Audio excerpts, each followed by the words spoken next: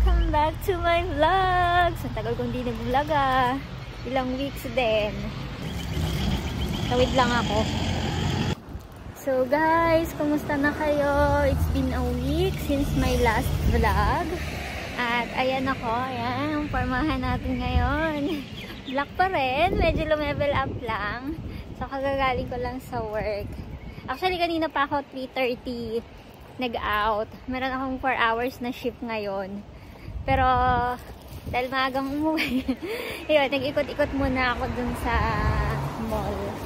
And nag-take out ako ng food. Yung uniform ko is ganito. Formal, parang executive. Meron kasi kaming dress code, and even sa nails, meron yung nails namin, meron lang kulay na required. At ayun nga, nagpa-linis din ako kanina pala, no? Kaya ako natagalan. Hindi muna ako umuwi. So, yan guys. Sa mga nagtatanong kung ano yung bago kong work, kasi hindi ko pa nasasagot yung iba.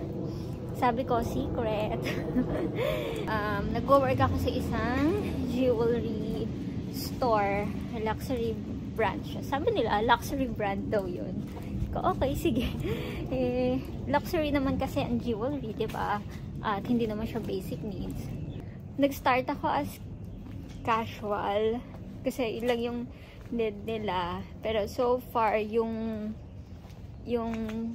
unang kinita ko is sapat naman. Same lang din ang kinikita ko dun sa previous work ko. Tapos dito sa bago kong work, medyo relax. At yun lang, hindi ako masyadong nakakapag-Tagalog kasi sa bakery, puro Pinoy kami, tapos Tagalog.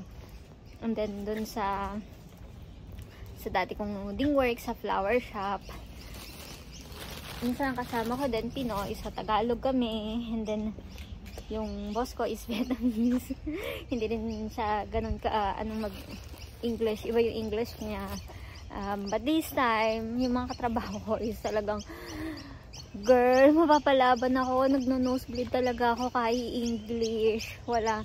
Bihira ako makapag-Tagalog pag lang merong customer na, lalo na yung mga matatanda, prefer nila yung mag-Tagalog or Taglish. Ayan. Pero everyday talagang nahasa yung yung communications ko. Which is advantage yun. Okay naman yun sa akin. Maganda nga yun. Nakakatulong siya sa akin sa pag-adjust ko dito sa Australia. Adjust. Hanggang ngayon, nag-a-adjust pa rin. I'm home!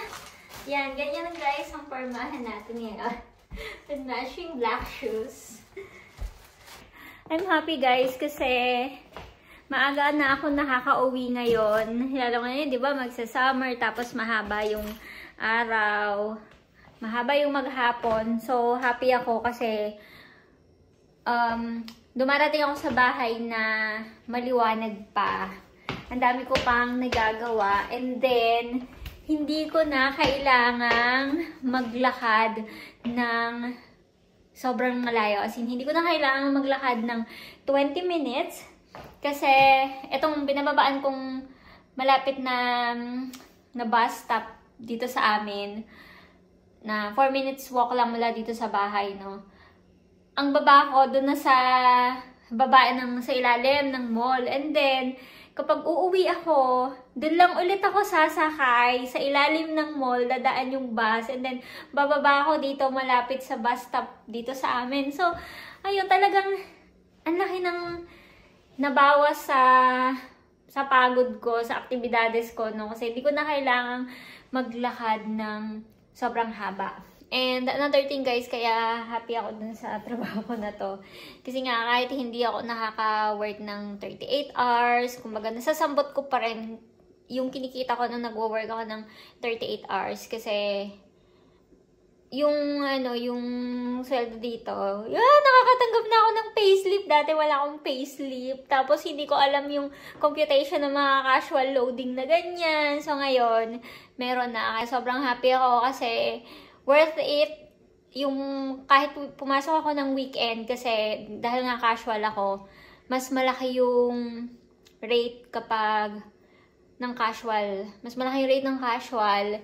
And may weekend penalty. So, yun. Kahit hindi ako only hours or hindi ako yung parang full-time na 38 hours, okay pa rin, nasasabot. Yun nga lang, per week, expectation ko is iba-iba yung oras ko. Hindi naman laging 28 hours or 30 hours, diba? Minsan, baka nga mga 20 hours lang, 16 hours, depende. At least, meron pa rin. And I'm thinking kung maghahanap ako ng ibang work, pero napag-usapan namin ng asawa ko na wag na lang, focus muna ako dito. At ayun, enjoy ko lang. Kaya, guys, pray natin na si Ren magkaroon na rin ng work. Nung Wednesday pala, until ngayong araw na to ay meron siyang parang project base na binigay sa kanya nung recruitment firm. 3 days lang yon na temporary role lang. Yun, natapos niya. 3 araw. And then, next week, may trial naman siya. So, sana makapasa siya. Ngayon, season na to, medyo nahirapan kaming maghanap ng work para kay Ren. Kasi nga, limitation na siya. Tapos na yung bakasyon niya. So, full-time estudyante na siya. And part-time na lang siyang makakapag-work. Ayun. Kaya, hopefully, makahanap siya. Hindi naman mapili din sa trabaho yung asawa ko. Yun lang. Nag-update lang ako. Super happy ko talaga. Sabi ko nga makapag-vlog na mag-update ako. Kasi ang dami rin nag-message sa akin na nagtatanong din, "Hoy, kailangan ka mag-upload ng vlog mo." So, hindi naman kadamihan talaga yung followers ko. Pero, maraming salamat sa mga subscribers ko na patuloy na nakasupport sa aming mag-asawa, nangungumusta, nagtatanong kung kamusta na kami. So, ito po, okay lang po kami, nakakaraos naman. At okay na ako. Malakas na ulit. Yun nga, medyo mahaba na rin kasi yung pahinga ko. So, yan guys, update ko ulit kayo next time. Medyo na busy lang po talaga, pero sa mga susunod ay isasama ko kayo sa aking vlog. Hindi sa work kasi hindi pwede.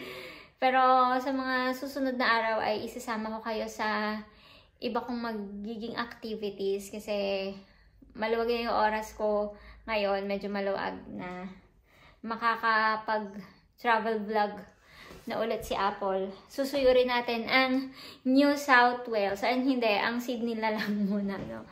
Thank you guys for watching. See you on my next vlog. God bless everyone. Bye!